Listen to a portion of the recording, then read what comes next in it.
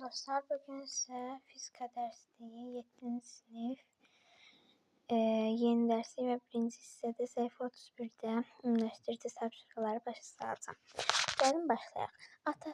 Azər atasından aldıkları yeni televizorun ekran ölçüsünü soruşdu. Atası 75 düym olduğunu dedi. Televizorun diagonalının ölçüsünü neçə metrdir? Bir düymdə burada yazıb 2 %54.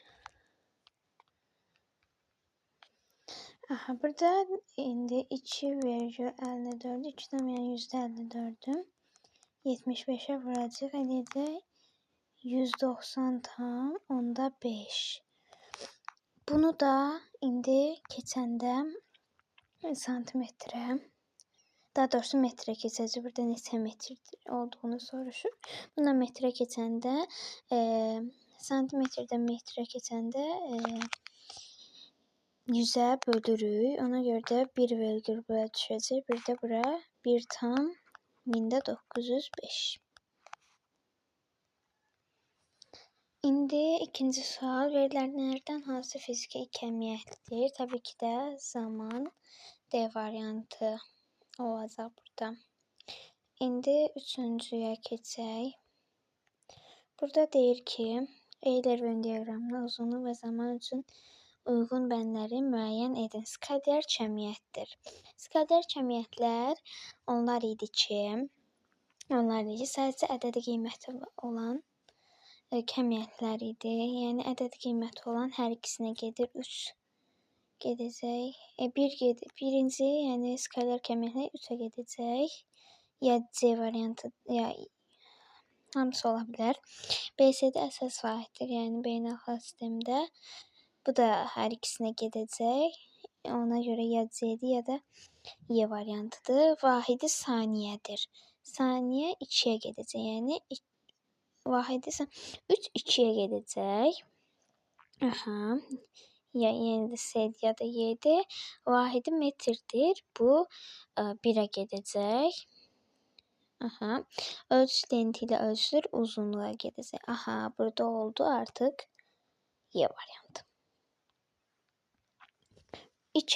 4. sual. 2 avtomobildən birinin sürəti 72 km/s, digərinin sürəti isə 30 m/s. Avtomobillərin sürətini müqayisə edin.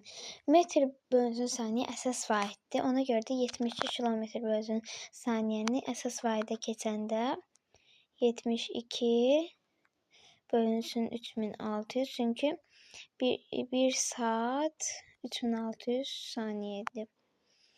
Və kilometr 1 kilometrdən 1000 metrdir. Və ixtisarlarımız aparacaq burada. 2-0 gedəcək. Burada qalacaq 36, burada da qalacaq 10. Sonra 72 ilə 36 gedəcək. Burada qalacaq 1, burada qalacaq 2. Bunun cavabı 20. Bunları silək. Aha.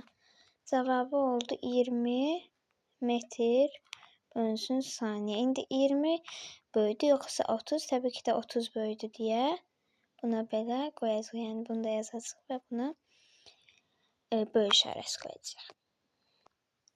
5-ci sual. Saniyə ölçən bir bölgüsünün qiymətini və xətasını nə qədərdir? Bir bölgüsünün qiymətini tapanda böyükdən kiçik çıxılır və arasında şkalaların sayına bölünür.